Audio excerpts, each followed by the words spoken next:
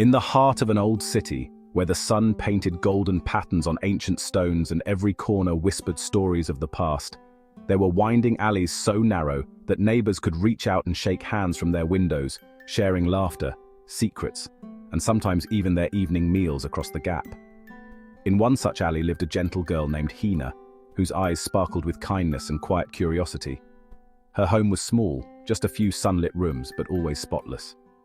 Hina moved through it with quiet dignity, her patched clothes worn with grace and pride, never letting hardship dull her spirit.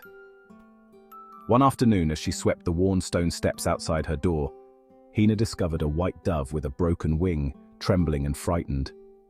With gentle hands, she carried it inside, feeding it crumbs and water, and carefully binding its wing with a strip torn from her own sleeve, whispering soothing words as she worked.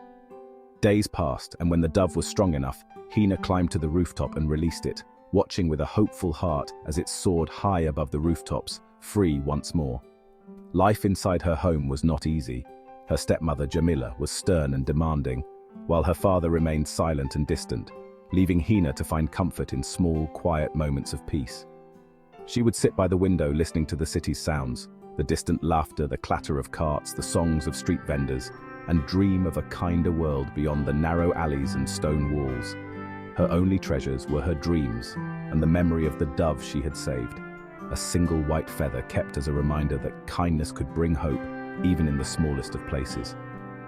In her heart, Hina held on to hope for something more, a future where her gentle spirit might one day be free to soar, just like the dove she had healed and set free. Days after the dove's flight, strange gifts appeared for Hina: a silver coin, a blue dress, baskets of fruit, warm bread. The gifts arrived when she was alone, and Hina suspected the dove's gratitude. She whispered thanks to the sky, her heart quietly joyful. But Jamila grew suspicious, accusing Hina of theft and watching her every move. The house filled with tension, and Hina's father remained silent. The magic brought comfort, but also fear. Each gift was followed by dread of Jamila's anger. Hina wished for understanding, torn between wonder and worry. She lived between two worlds, the ordinary and the magical, longing for answers. At the end of a dark, winding hallway, where the shadows seemed to stretch and whisper, there was a sense of mystery that lingered in the air. There stood a heavy, locked door, its wood scarred by time, its old metal lock cold to the touch. A room strictly forbidden by Jamila, who warned everyone never to enter. One afternoon, as sunlight faded, Salman's toy car rolled beneath the door. Hina, curious and unable to resist, knelt down and peered through the keyhole. Inside, she glimpsed a shadowy room, dust swirling in the faint light, and on a small table a silver tray gleamed mysteriously. That night, unable to sleep and her mind racing with questions, Hina quietly took the old key from its hiding place and tiptoed down the silent hallway, her heart thumping in her chest. The air grew colder with every step, and soft, magical whispers seemed to echo her name, swirling around her like a secret wind. But Hina remembered the gentle dove she'd seen before, and its courage filled her with hope.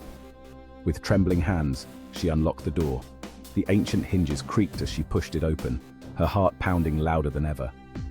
The room was thick with dust and secrets, the air heavy and still.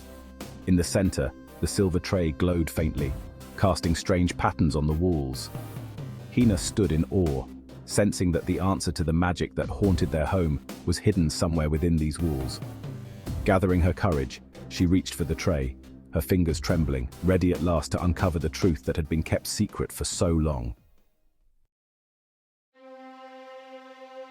As Hina's fingertips brushed the ancient tray, a sudden golden light burst forth, flooding the cobweb-filled room with a warm, magical glow. Shadows danced on the walls, and the air shimmered with enchantment, as if the room itself was waking from a long slumber.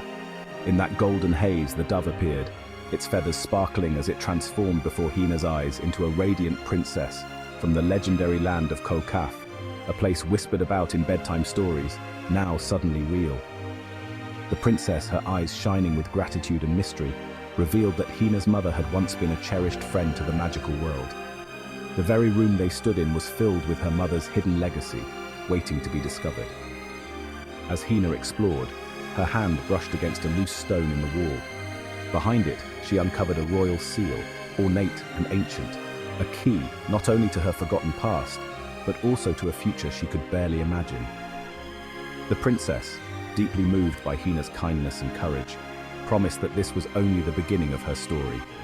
She assured Hina that her journey would be filled with wonders, challenges, and the chance to shape her own destiny.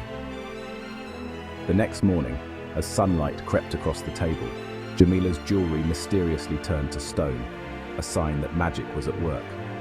At that very moment, a royal guard in ornate uniform arrived at their old city door, his presence both commanding and respectful.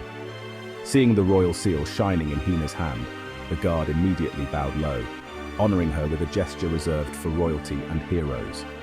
"We have searched far and wide for the girl who healed the princess," he said, his voice filled with urgency and hope. "You are needed at the palace." With the royal seal clutched tightly in her hand, Hina stood at the threshold of her home.